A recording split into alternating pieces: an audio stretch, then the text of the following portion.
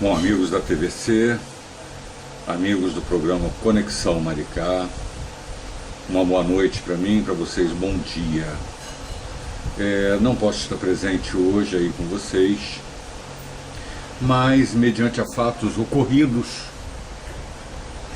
eu gostaria de fazer algumas ponderações, né? Não tive tempo de preparar muita coisa, mas de qualquer forma vou ler aqui na tela como um telepronto. Aliás, toda grande empresa de jornalismo faz isso, porque que eu, um régiо mortal, não posso fazer, né? Pois bem, o Procurador-Geral da República, Rodrigo Janot, recomendou agora ao STF que cancelasse o ato de nomeação do ex-presidente, né, Luiz Inácio Lula da Silva, como ministro-chefe da Casa Civil. Na recomendação de Janot, ele diz que um ato administrativo com desvio de finalidade é nulo porque ofende os princípios constitucionais da legalidade, impessoalidade, moralidade, publicidade e eficiência. Pode resultar em duas ações judiciais graves: improbidade administrativa, ação civil que pune o agente público que causa prejuízo de Estado, financeiro ou moral, e também obstrução da justiça. Algumas coisas são interessantes porque nós temos um cenário político mudando a todo tempo, né? A cada dia uma novidade. Nós temos um processo de impeachment da Presidente da República caminhando e ao mesmo tempo temos um processo de cassação de mandato, que também é um processo que está com um andamento um tanto quanto estranho, né? Um tanto quanto atípico, uma vez que foi arquivado e depois foi rearquivado, e é a primeira vez que o Tribunal Superior Eleitoral vem a proceder a algo desse tipo contra um presidente em exercício, Gilmar Mendes, desafeto do Partido dos Trabalhadores, da presidente Dilma e do ex-presidente Luiz Inácio Lula da Silva, vai ser presidente do TSE. Ou seja, quando o processo de cassação de mandato for julgado, quem vai estar presidindo a casa será Gilmar Mendes. Em que isso nos afeta especificamente? Nós temos várias possibilidades e não podemos apostar em nenhuma.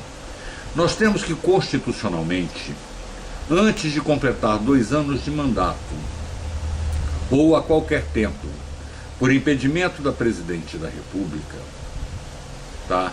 assumirá o vice-presidente. No impedimento deste, faltando mais de 2 anos para término do mandato, nós temos uma linha sucessória a ser cumprida que, de qualquer maneira, de qualquer monta, ela vai ter que chamar eleições gerais, para presidente da República. Diz a Constituição no seu artigo 79, substituirá o presidente no caso de impedimento e suceder-lhe-á no de vaga o vice-presidente. Parágrafo único. O vice-presidente da República, além de outras atribuições que lhe foram conferidas por lei complementar, auxiliará o presidente sempre que por ele convocado para missões especiais. Artigo 80.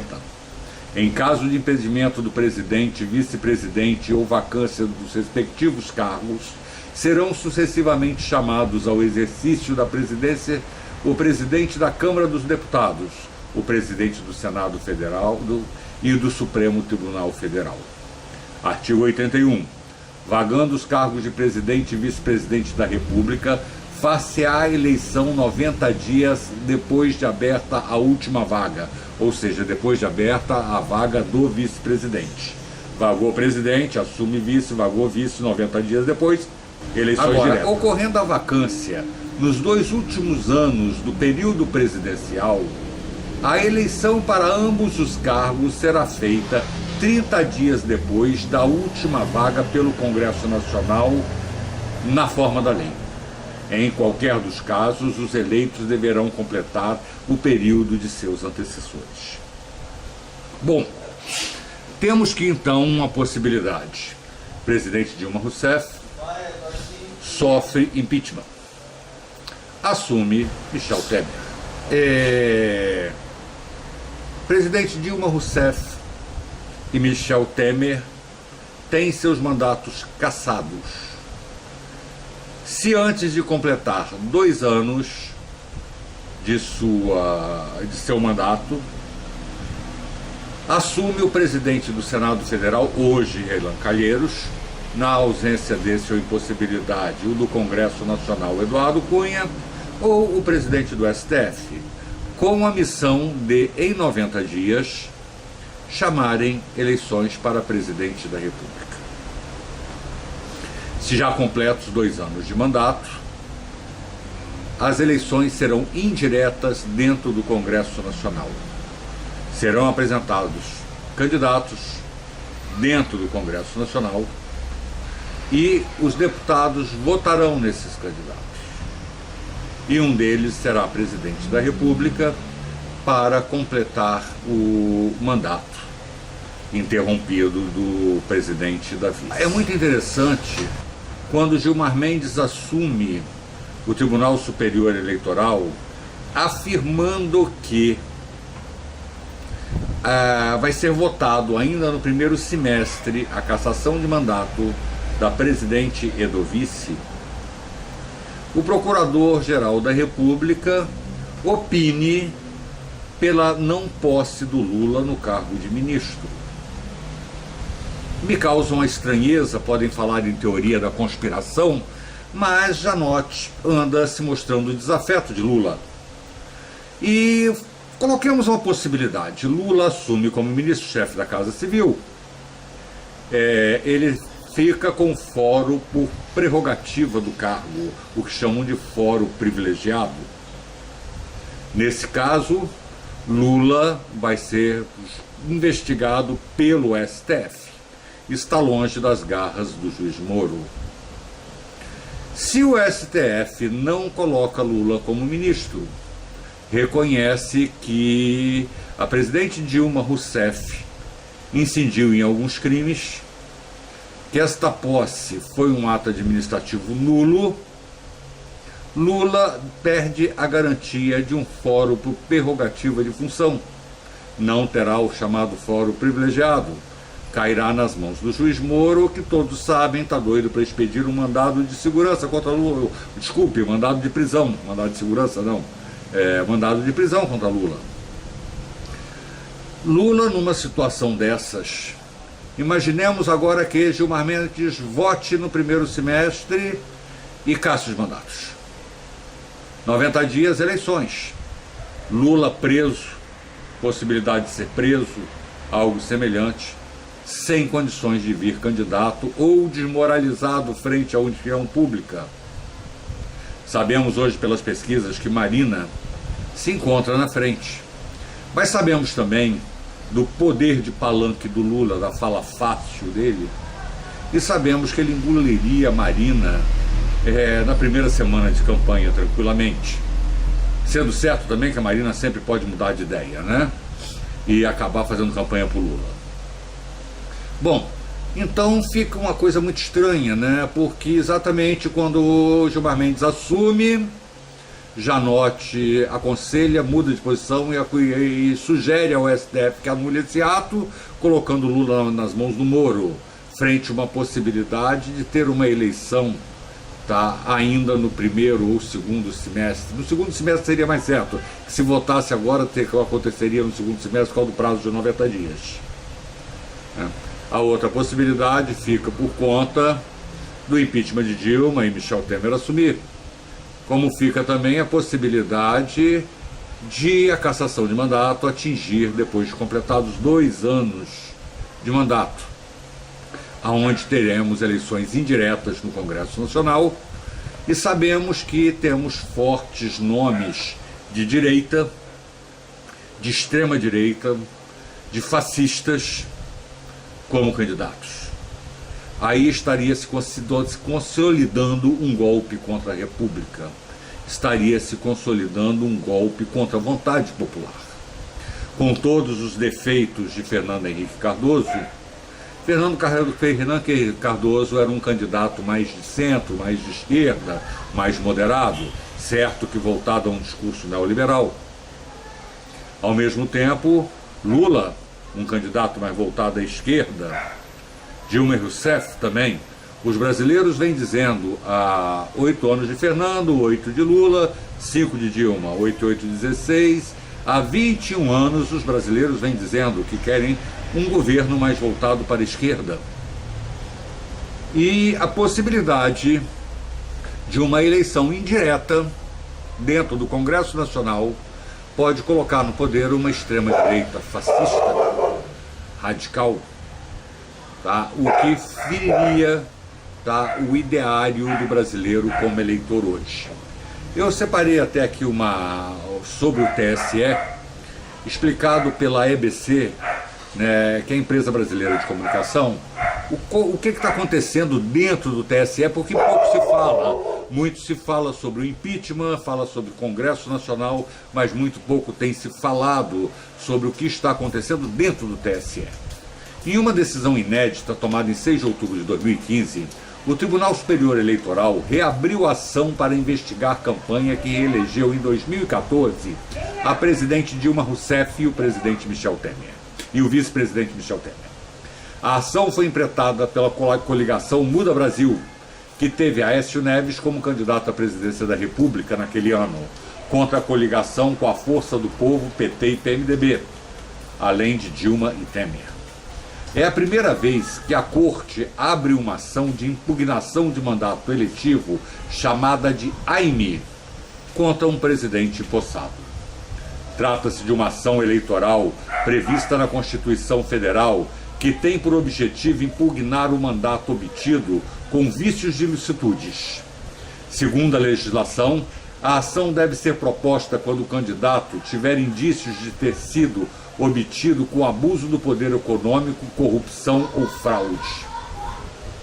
De acordo com o PSDB, partido que move a ação, a coligação vencedora das eleições presidenciais cometeu irregularidades como abuso de poder político, desvio de finalidade na convocação de rede nacional de emissoras de rádio de difusão, manipulação na divulgação de indicadores socioeconômicos, uso indevido de prédios e equipamentos públicos para a realização de atos próprios de campanha e veiculação de publicidade institucional num período vedado.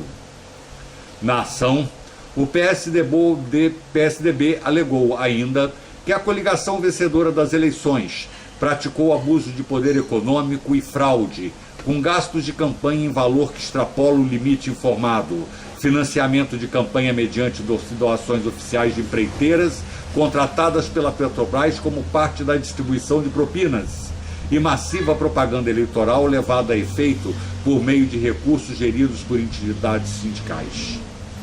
Diferente do processo de impeachment, que pode derrubar um presidente isoladamente, a decisão do TSE no sentido de cassar o mandato presidencial necessariamente implica também na cassação do vice Michel Temer. Caso a cassação se efetive e ocorra até dezembro de 2016, a Constituição estabelece que deve ser feita nova eleição após 90 dias. Neste intervalo, o presidente da Câmara, atualmente Eduardo Cunha, assume a presidência interinamente. No entanto, se uma eventual cassação de Dilma e Temer acontecer a partir de 2017, a eleição é indireta. No prazo de 30 dias, o Congresso deverá escolher 2 parlamentares para ocupar os cargos. Bom, e essa é a realidade que hoje acontece dentro do Tribunal Superior Eleitoral, que a imprensa pouco fala, está dando pouco destaque, mas talvez com maior possibilidade do que o próprio impeachment.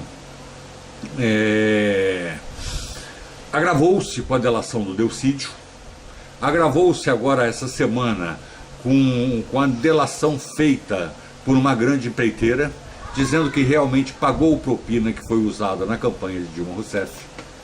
Agrava-se com a presença de Gilmar Mendes sempre lá, né? E mostra-se um tanto quanto preocupante esse cenário político, porque está se estendendo demais essa instabilidade política no país. Essa instabilidade está provocando evasão de divisas, está provocando um desequilíbrio nas contas públicas, uma desconfiança do mercado. Gostemos ou não do capitalismo, aprovemos ou não, é o que temos para hoje. E dependemos dele para viver. Hoje é essa a nossa realidade. Talvez um dia mudemos, encontremos um sistema novo, um modelo novo. Essa instabilidade política está causando uma instabilidade econômica com consequências sociais graves. Tá? Inclusive com falta de investimentos públicos, parou tudo, obras paradas, investimentos públicos parados, investimentos privados parados, capital estrangeiro saindo do país, evasão de divisas. Está tendo consequência, inflação, uma crise econômica, recessão, desemprego. É um caso grave. É um caso grave que estamos vivendo. Talvez estejamos para viver no Brasil uma crise sem precedentes. E com destino incerto. Ficará no governo o PMDB, continuará governando o PMDB, que já vem governando há algum tempo. Há algum tempo o Brasil virou uma nau desgovernada. A Dilma perdeu as rédeas. A impressão que a mim causa pessoal é que o aparente rompimento de Dilma Rousseff com Lula e parte do PT na metade do primeiro mandato dela, para conseguir governar e conseguir apoio político, ela trouxe de volta ao cenário nacional figuras políticas que o Lula fez alianças, mas que conseguiu anular através de José Dirceu na época.